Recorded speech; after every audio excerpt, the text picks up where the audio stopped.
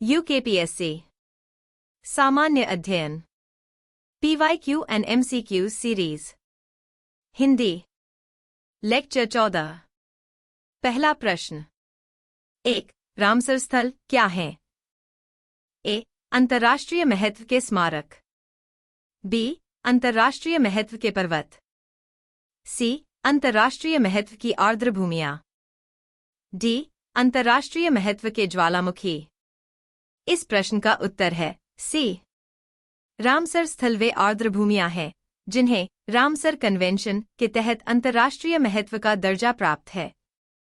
यह कन्वेंशन 1971 में ईरान के रामसर शहर में हुआ था और इसका उद्देश्य आर्द्रभूमियों की रक्षा करना और उनका संरक्षण सुनिश्चित करना है।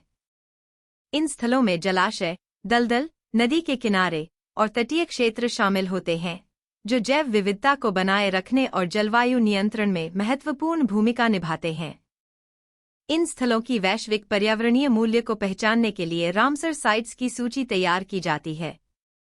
अगला प्रश्न 2. अंतर्राष्ट्रीय संस्था WWF प्रकृति हेतु विश्व व्यापक कोष का प्रतीक चिन्ह है।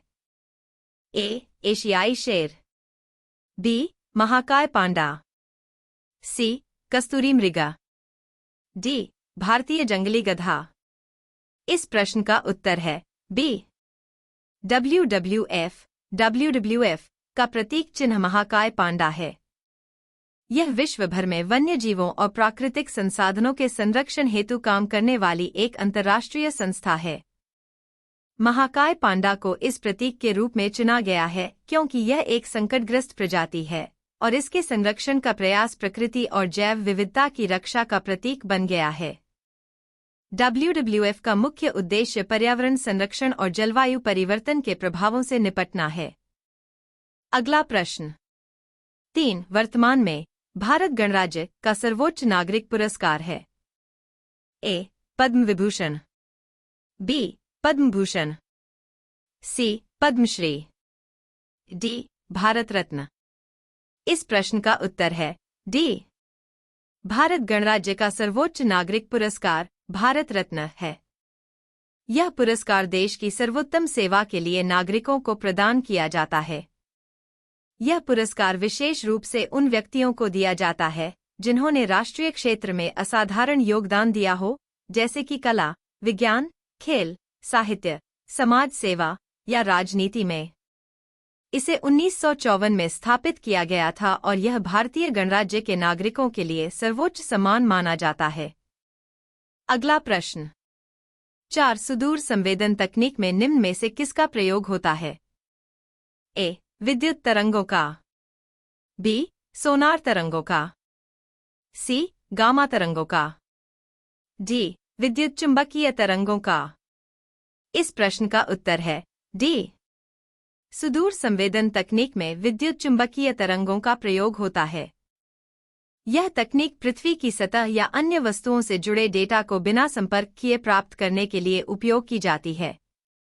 इसमें उपग्रह, ड्रोन या विमान से विद्युत चुंबकीय तरंगों जैसे रेडियो, माइक्रोवेव या इंफ्रारेड को भेजा जाता है और इन तरंगों के वापस लौटने से सतह की विशेषताएं, मौसम, वनस्पति और अन्य जानकारी इकट्ठा की जाती है।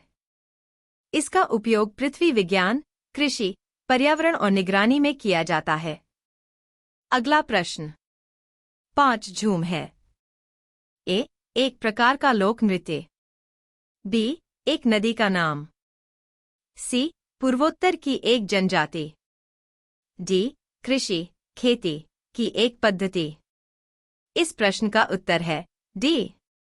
झूम एक कृषि, खेती की पद्धति है जिसे विशेष रूप से पूर्वोत्तर भारत में अपनाया जाता है। इसे स्वच्छता खेती या कैरेंस भी कहा जाता है। इसमें कृषक जंगल की कुछ भूमि को साफ करके उसमें कुछ समय तक खेती करते हैं और बाद में भूमि को छोड़कर अन्य भूमि पर खेती करते हैं। यह पद्धति भूमि की उर्वरता बनाए रखने के लिए है, लेकिन यदि अधिक इस्तेमाल किया जाए तो यह पर्यावरण को नुकसान भी पहुंचा सकता है। अगला प्रश्न 6. जिस पदार्थ में बड़ी संख्या में मुक्त इलेक्ट्रॉन्स होते हैं और कम प्रतिरोध दर्शाता है, कहलाता है? A. कुचालक B. प्रेरक, सी चालक, डी अर्धचालक। इस प्रश्न का उत्तर है सी। जिस पदार्थ में बड़ी संख्या में मुक्त इलेक्ट्रॉन्स होते हैं और वह कम प्रतिरोध लो रेजिस्टेंस दर्शाता है, उसे चालक कंडक्टर कहा जाता है। चालक पदार्थों में इलेक्ट्रॉन स्वतंत्र रूप से प्रवाहित हो सकते हैं, जिससे विद्युत धारा का संचालन आसानी से होता है। धातुएं जैसे तांबा, एल्यूमीनियम और सोना अच्छे चालक होते हैं। इन पदार्थों में इलेक्ट्रॉन्स की गतिशीलता उच्च होती है, जिससे वे विद्युत ऊर्जा को अच्छी तरह से प्रवाहित करते हैं। अगला प्रश्न 7 उत्तराखंड में बैट वात किस वर्ष से प्रारंभ किया गया?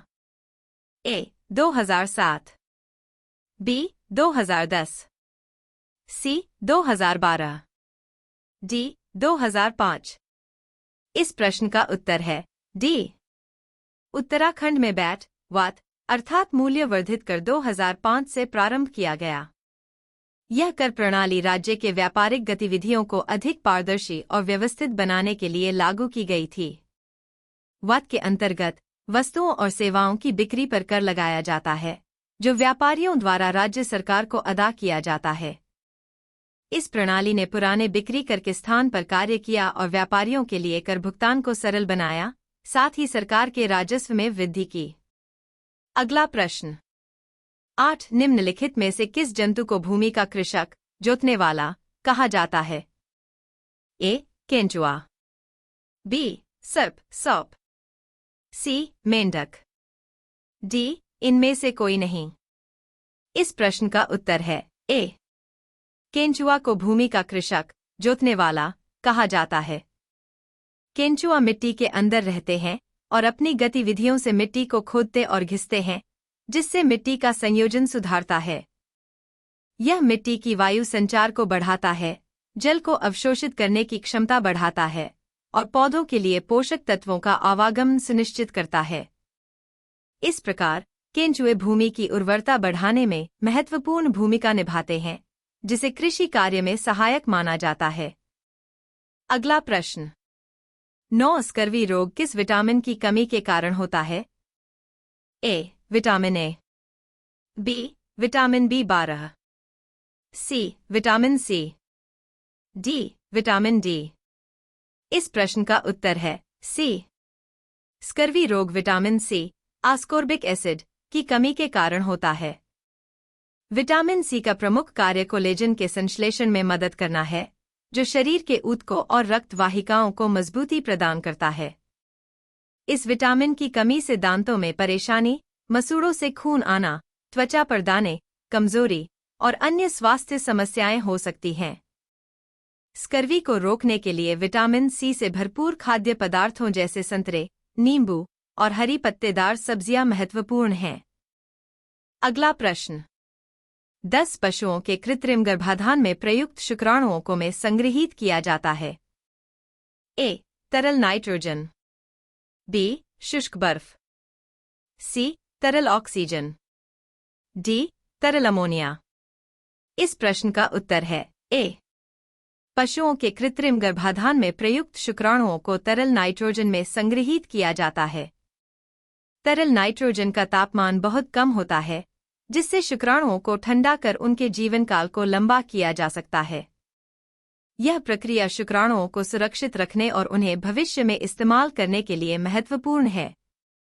तरल नाइट्रोजन में संग्रहीत शुक्राणु कई महीनों तक या वर्षों तक प्रभावी रह सकते हैं। यह तकनीक कृषि और पशुपालन उद्योग में महत्वपूर्ण भूमिका निभाती है। अगला प्रश्न 11 निम्न में से किस रासायनिक ग्रुप से सेल्यूलोज संबंधित है? ए शर्करा, बी प्रोटीन, सी लिपिड बसा, डी न्यूक्लिक अम्ल। इस प्रश्न का उत्तर है ए। सेल्यूलोज शर्करा कार्बोहाइड्रेट से संबंधित है। यह एक पॉलीसैकराइड है जो ग्लूकोज के अनेक अणुओं से बना होता है। सेल्यूलोज पौधों की कोशिका भित्ति का प्रमुख घटक होता है और यह पौधों को संरचना और मजबूती प्रदान करता है। यह रेशा फाइबर के रूप में पाया जाता है और मानव शरीर में आसानी से पचता नहीं है, लेकिन यह पाचन तंत्र के लिए फायदेमंद होता है क्योंकि यह आंतों के स्वास्थ्य को बनाए रखता है। अगला प्रश्न 12 आनुवंशिक अभियांत्रिकी प्रयोगों में अत्यंत उपयोगी 2 जीवाणु हैं। ए नाइट्रोसोमोनास व क्लेप्सिला, बी एशरिकिया कोली व एग्रोबैक्टीरियम, सी नाइट्रोबैक्टर व एजोटोबैक्टर, डी राइजोबियम व डिप्लोकोकस। इस प्रश्न का उत्तर है बी। आनुवंशिक अभियांत्रिकी प्रयोगों में अत्यंत उपयोगी 2 जीवाणु एशरिकिया कोली और एग्रोबैक्टीरियम हैं। एशरिकिया कोली इकोलाई एक प्रमुख बैक्टीरिया है जिसका उपयोग डीएनए क्लोनिंग, जीन अभिव्यक्ति और प्रोटीन उत्पादन में किया जाता है।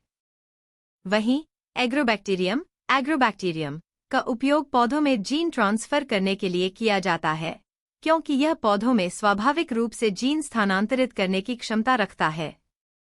ये दोनों बैक्टीरिया आनुवंशिक संशोधन के लिए प्रमुख उपकरण माने जाते हैं। अगला प्रश्न 13 2 जैविक समुदायों के मध्य का संक्रमण क्षेत्र कहलाता है। ए इकोसिस्टम, बी इकोटोन, सी इकैड, डी इकोबैरियर। इस प्रश्न का उत्तर है बी। 2 जैविक समुदायों के मध्य का संक्रमण क्षेत्र इकोटोन कहलाता है। यह वह क्षेत्र है जहां 2 अलग अलग जैविक समुदायों का मिलन होता है और यहां दोनों समुदायों के गुणधर्म होते हैं। इकोटोन क्षेत्र में जैव विविधता अधिक होती है क्योंकि विभिन्न प्रकार के जीव एक दूसरे के पास रहते हैं।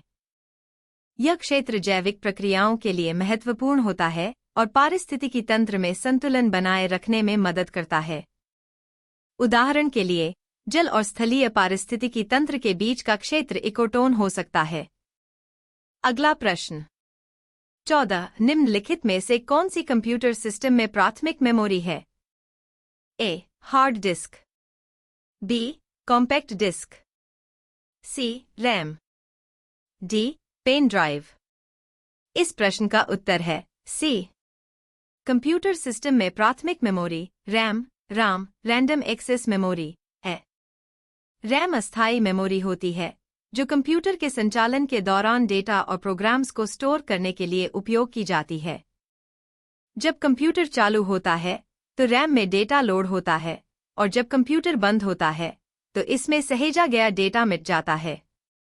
रैम की गति बहुत तेज होती है जो कंप्यूटर की प्रदर्शन क्षमता को बढ़ाती है, जबकि हार्ड डिस्क, कॉम्पैक्ट डिस्क और pen drive secondary storage device हैं।